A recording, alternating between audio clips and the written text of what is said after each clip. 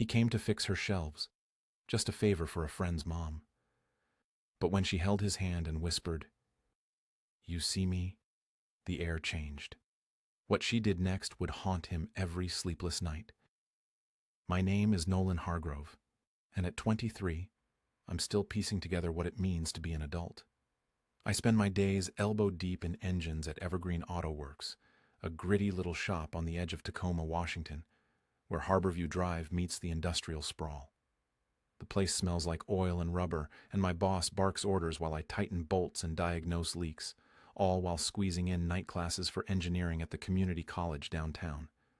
It's a grind, grease stains that never quite wash out, late nights poring over textbooks in my cramped apartment at Willow Creek, where the walls are thin and the neighbors argue into the wee hours.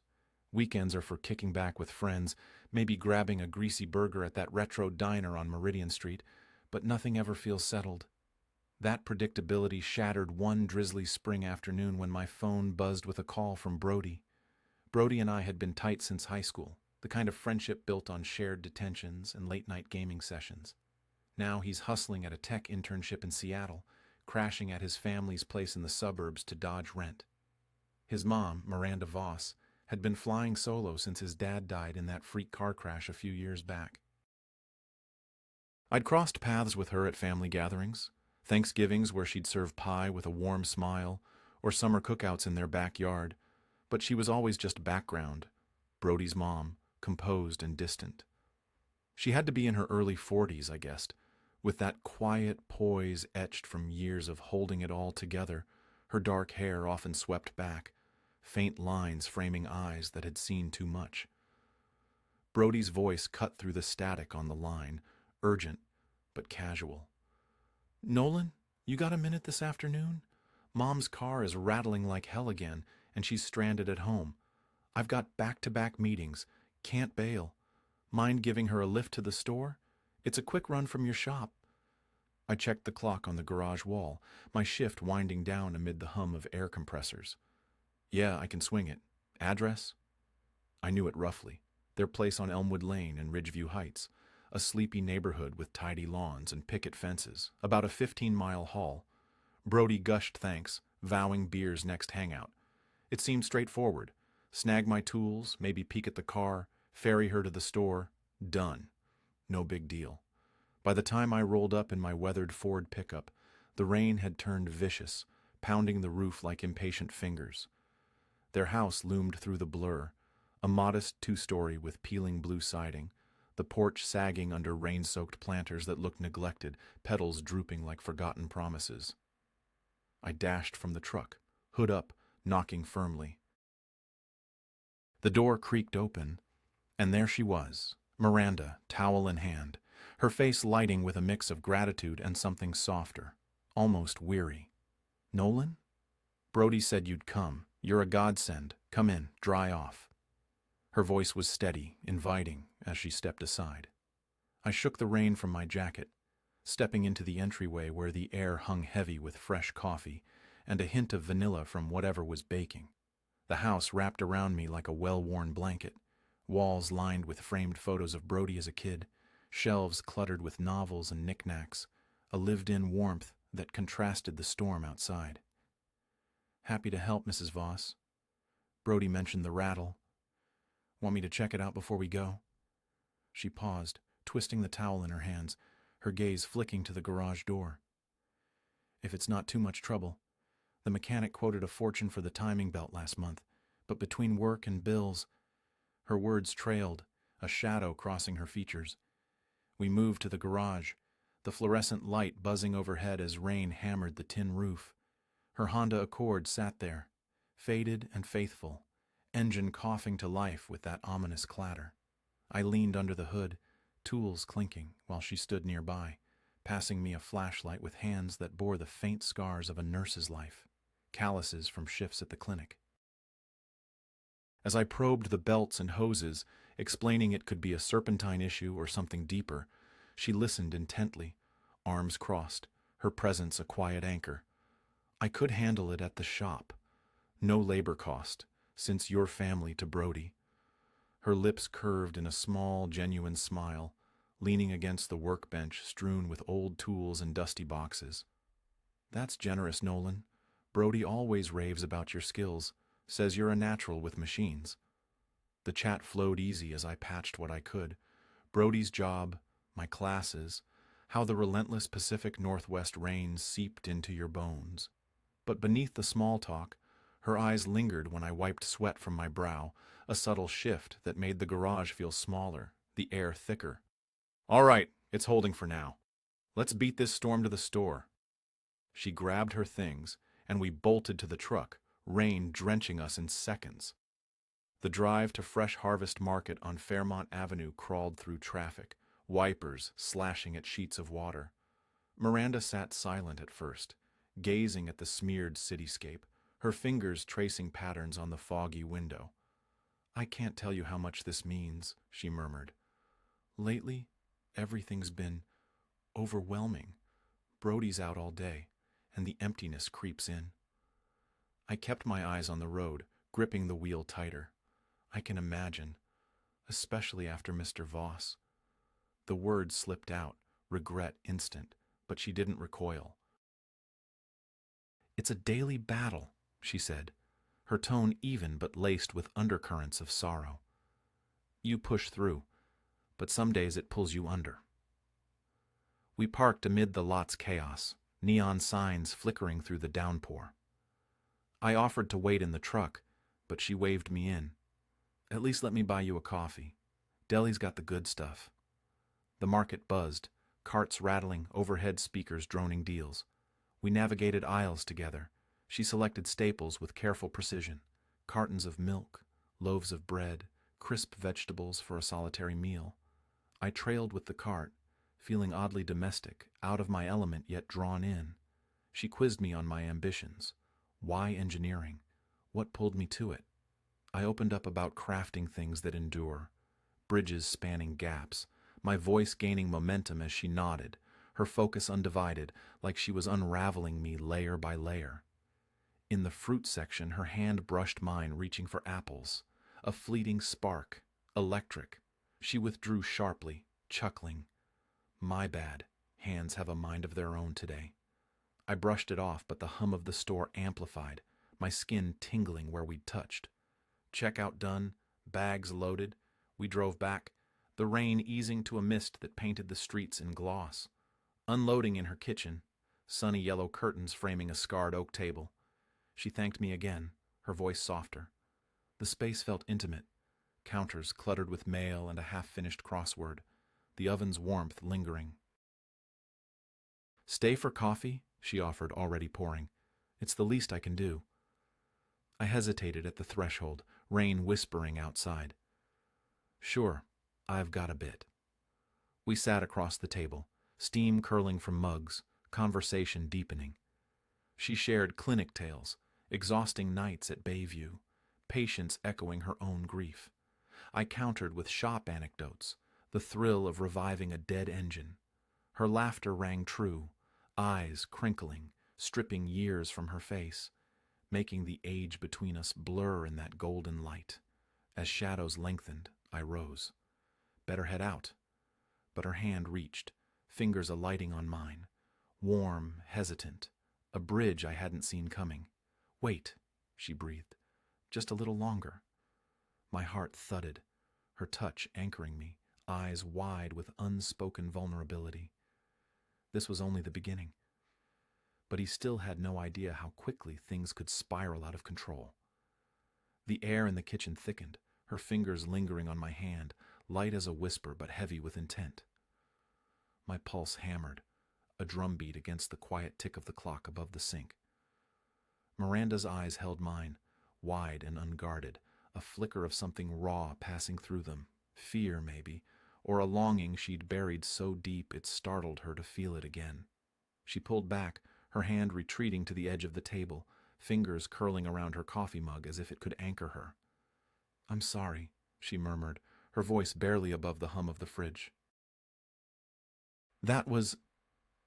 I didn't mean to make this weird." Her words rushed out, tripping over each other, as she stood and busied herself at the counter, stacking mugs with a clatter that felt too loud for the moment. It's not weird, I said, my voice steadier than I felt. I stayed rooted by the table, hands shoved deep into my jacket pockets to keep them from doing something reckless. My mind raced. Brody's mom? Nolan? What are you doing? She's 42, carrying a lifetime of grief, and I'm just some kid who fixes cars and dreams of bridges. But the way she'd looked at me, the warmth of her touch, it wasn't just gratitude. It was something alive, something neither of us could ignore no matter how wrong it seemed. She turned, leaning against the counter, her arms crossed tightly, like she was holding herself together. "You don't have to stay," she said, but her tone wavered, not quite a dismissal. Outside, the rain had stopped, leaving Elmwood Lane glistening under the streetlights, the world hushed except for the drip of water from the porch roof. I should have grabbed my keys and bolted, kept this simple, kept it safe. But I didn't. "I'm not in a rush," I said, surprising myself with how calm I sounded, like I wasn't standing on the edge of something I couldn't name. Miranda nodded, a small gesture, and gestured toward the living room. "Let's sit. It's cozier there." Her voice was softer now, almost tentative, as if she was testing the waters too. We moved to the couch, a faded green thing that sagged under years of use, flanked by a coffee table cluttered with magazines and a framed photo of Brody as a kid, gap-toothed and grinning. The room smelled faintly of lavender and old books, the kind of space that held stories in its corners, her stories, ones I'd never know fully but could feel in the air. We sat, not too close, but close enough that the space between us felt charged, like the moment before lightning. She curled her legs under her, the hem of her navy blazer brushing her knee, her hair slipping loose from its ponytail to frame her face. "Tell me something about you," she said, her eyes searching mine again, that same intensity from the kitchen. "Something real." I leaned back, the couch creaking, and thought about it. Real wasn't easy to pin down. "I guess I'm scared I'll end up stuck," I admitted, the words spilling out before I could filter them. "Like, I love fixing things, cars, machines, but what if that's all I ever do? What if I never build those bridges, never get out of Tacoma, never—" I trailed off, feeling exposed. "I don't know, it's dumb." "It's not dumb," she said, her voice firm but gentle. She shifted closer, her knee brushing mine, and didn't pull away this time. "You're young, Nolan. You've got dreams bigger than most people I know. That's not nothing." Her hand rested on the couch between us, inches from mine, and I could feel the heat of it, like a magnet pulling me in. She opened up then, her words slow at first, like she was unearthing something fragile. She talked about her nursing shifts at Bayview Clinic, the endless nights stitching up wounds and holding hands through pain, how it drained her but kept her tethered to purpose. She spoke of Brody, how proud she was of him, but how his absence left the house too quiet, the silence amplifying the ache of her husband's death. "It's like living in a museum sometimes," she said, her gaze drifting to a photo on the wall, a younger Miranda, laughing with a man I assumed was Brody's dad, their arms around each other on a beach somewhere. "You want to move forward, but every corner holds a memory." I listened, really listened, feeling the weight of her words settle into me. I didn't have answers, didn't know how to fix grief like I could a car, but I wanted to be there, to hold space for her the way she was for me. "You're stronger than you think," I said quietly. "Most people would have broken by now." Her eyes met mine, glistening in the dim light of the lamp. "You don't know that," she whispered, but there was no fight in her words, just a raw honesty that made my chest tighten. The room felt smaller now, the world narrowing to the space between us. Her hand moved, almost imperceptibly, until her fingers brushed mine again, deliberate this time, a silent question. I didn't pull away. Neither did she. The moment stretched, taut and fragile, until my phone buzzed on the coffee table, shattering it. Brody's name flashed on the screen, and my stomach dropped. I let it go to voicemail, but the spell was broken. Miranda stood abruptly, smoothing her blazer. "I should let you go," she said, her voice tight, like she was pulling herself back from the edge. "It's late." I stood too, my heart still racing, caught between guilt and something I couldn't name. Yeah, probably. But as I moved toward the door, she followed, her steps hesitant. At the threshold, she stopped me again, her hand on my forearm, firmer this time. "Nolan," she said, her voice low, almost pleading. "Come back tomorrow. I need help with something in the garage. Please." I looked down at her, the lines around her eyes deeper in the porch light, her beauty sharpened by vulnerability.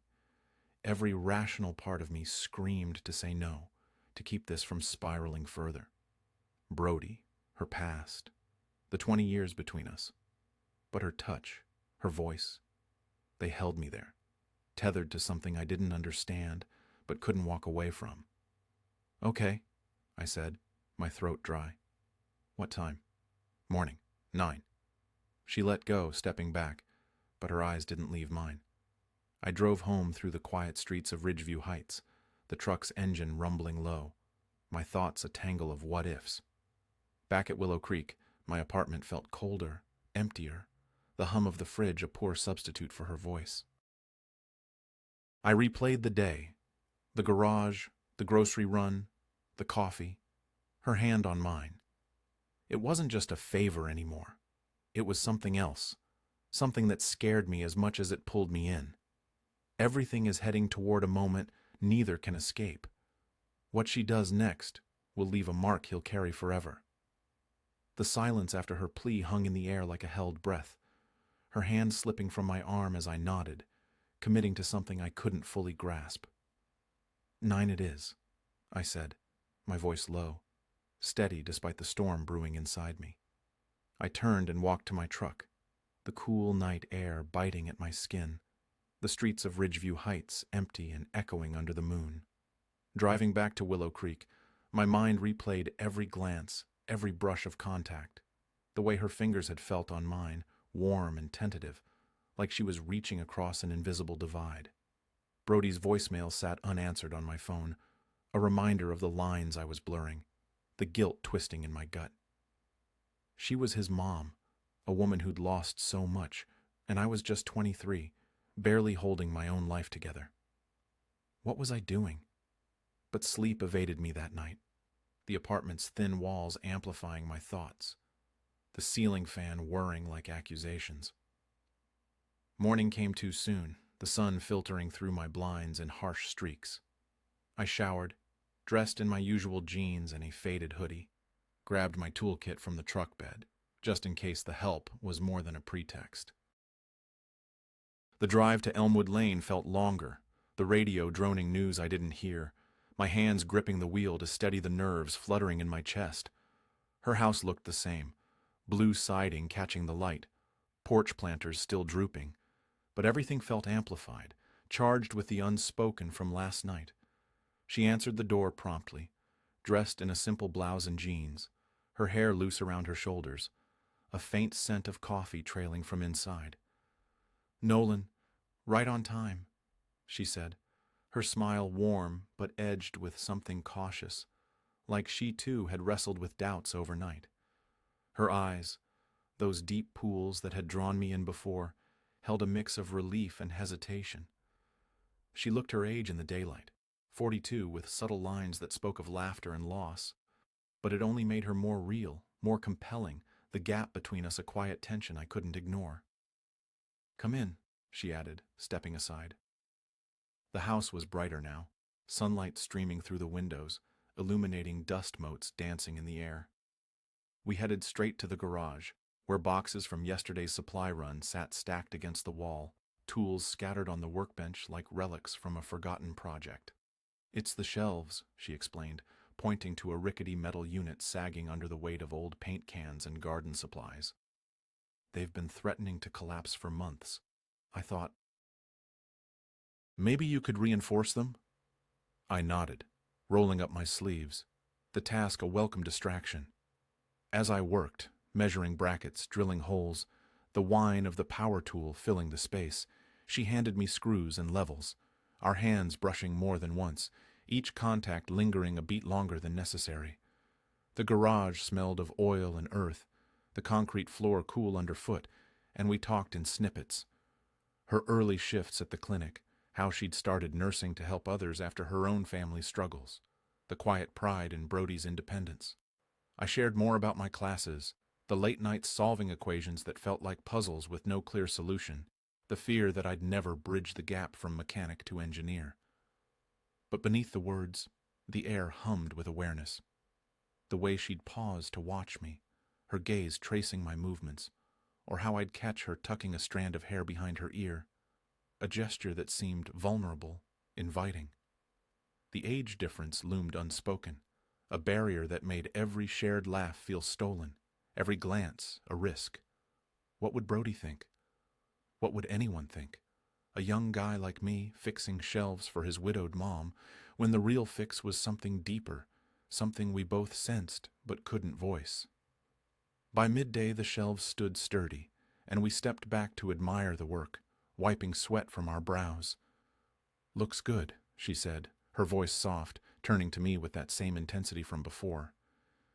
"Thank you, Nolan. For everything." "It's nothing," I replied, but the words felt inadequate. We moved inside for lunch. Sandwiches she threw together in the kitchen, the table still bearing faint rings from last night's mugs. We ate slowly, the conversation deepening again, veering into territories we'd skirted before.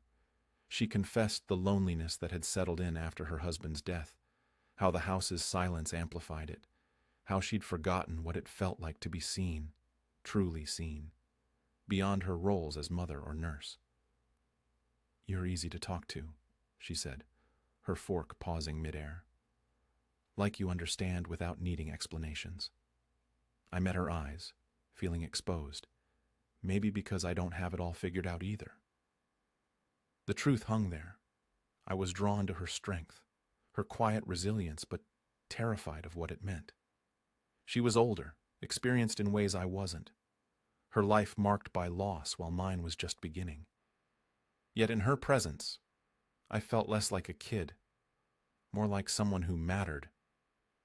After lunch, we lingered in the living room, the couch pulling us back like gravity. She sat closer this time, our knees touching, and the tension built, layer by layer. A shared silence, a hand resting on the cushion between us. "Nolan," she started, her voice trembling slightly. "Last night. I shouldn't have asked you to come back. This isn't fair to you." "It's not about fair," I said, turning to face her fully. My heart pounded, the room narrowing to her face, her lips parted in uncertainty. I reached out, my fingers covering hers, the contact electric, grounding. She didn't pull away. Instead, her hand turned palm up, intertwining with mine, a silent surrender. We sat like that for what felt like hours, hands clasped, words unnecessary. But the conflict raged inside me. Guilt over Brody, the moral weight of crossing this line, the fear that I was too young, too inexperienced to offer her what she needed. She must have felt it too, her thumb tracing circles on my skin, a gesture both comforting and conflicted.